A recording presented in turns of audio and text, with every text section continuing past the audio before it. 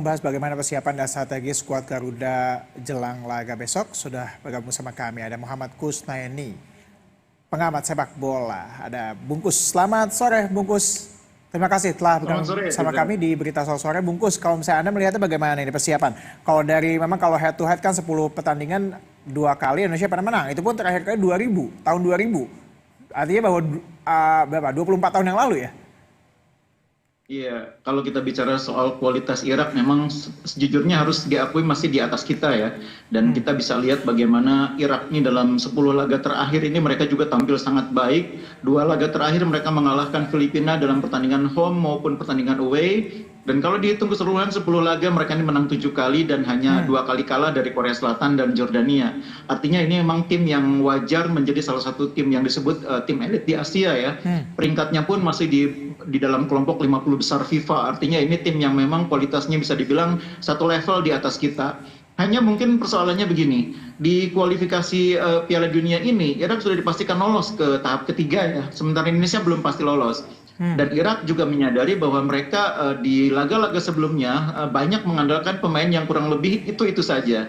Jadi tidak mustahil melawan Indonesia, Irak akan sedikit melakukan rotasi. Dan itulah saya pikir hal yang sedikit memberi angin segar bagi Indonesia, yang memberi ruang bagi kita untuk bermain menghadapi tim yang tidak sekuat ketika kita bertanding away di kandang Irak di Basra.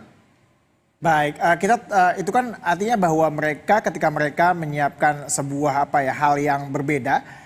Apakah Indonesia juga punya strategi yang nampaknya bisa dilakukan? Kalau kita tahu kan formasi andalan dari timnas di bawah STY ini kan 3-4-3 ya. Apakah kemudian ada kejutankah yang bisa disiapkan oleh STY untuk menghadapi Irak? Iya, kalau kita lihat pertandingan terakhir melawan Tanzania yang disebut sebagai pertandingan latihan ya, itu terlihat bahwa formasi tidak akan berubah, tetap 3-4-3, hanya cara main yang sedikit berubah. Jadi kalau kita lihat di pertandingan babak pertama lawan Tanzania yang kira-kira merupakan gambaran tim inti nanti ketika menghadapi Irak, Sintayong akan mengandalkan pemain-pemain tengah, entah itu Tom Hai, entah itu Ivar Jenner, sebagai pemain yang menjadi sumber aliran bola, pemain yang menciptakan kreativitas dan menjadi pemasok umpan-umpan matang bagi 3 pemain di depan. Nah sekarang tinggal kepintaran 3 pemain di depan ini untuk saling bertukar posisi, saling bergerak, saling mengisi. Karena 3 pemain yang main di depan ini sebetulnya tidak ada satupun yang striker murni ya. Entah itu Rafael Strijk, entah itu Ragnar Oratmangun, entah itu Marcelino. Itu kan tipikal gelandang serang semua. Karena itu mereka harus pintar melakukan gerakan berpindah posisi yang memungkinkan mereka saling mendapatkan ruang, yang memungkinkan lawan ini sulit menjaga mereka. Kalau di lapangan tengah kita sudah sangat baik, saya pikir di laga lawan Tanzania kombinasi antara Ivar Jenner bersama dengan Tom Hai itu sangat menjanjikan. Kalau yang Anda melihat dari karakteristik cara permainan Irak sendiri begitu, apa kemudian yang nampaknya perlu kita waspadai dan apa kemudian kelemahan kita yang harus nampaknya dipoles sedikit nih untuk menghadapi Irak?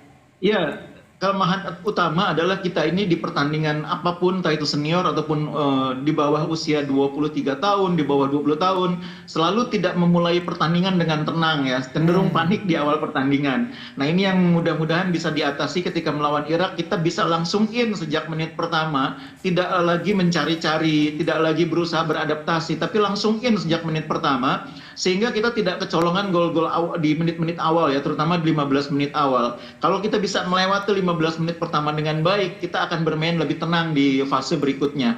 Dan yang kedua, yang kita juga terus harus benahi adalah penyelesaian akhir.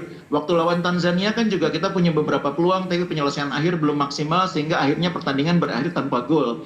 Nah kita melawan Irak nanti mudah-mudahan bisa memaksimalkan peluang. Apalagi melawan Irak kita akan bermain di depan puluhan ribu penonton yang akan mendukung timnas. Tentunya sedikitnya ada 60.000 saya pikir yang akan memberikan dukungan kepada timnas Indonesia.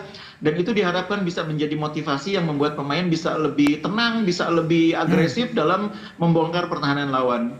Baik, tenang tapi agresif ya. Terakhir Bungkus, terkait dengan prediksi Anda, berapa skornya kira-kira nih? Iya, saya berharap kita menang ya. Kita tidak perlu menunggu sampai pertandingan lawan Filipina. Kalau Irak tampil full tim, terus terang itu akan berat. Tapi kalau Irak benar seperti perkiraan saya akan melakukan rotasi, rasanya menang 1-0, 2-0 masih bisa. 1-0, 2-0 masih bisa ya. Kita amini. Dan semoga timnas akan memberikan performa terbaik untuk kita saksikan besok. Terima kasih Bungkus atas informasi dan juga perbincangan singkat kita. Selamat sore.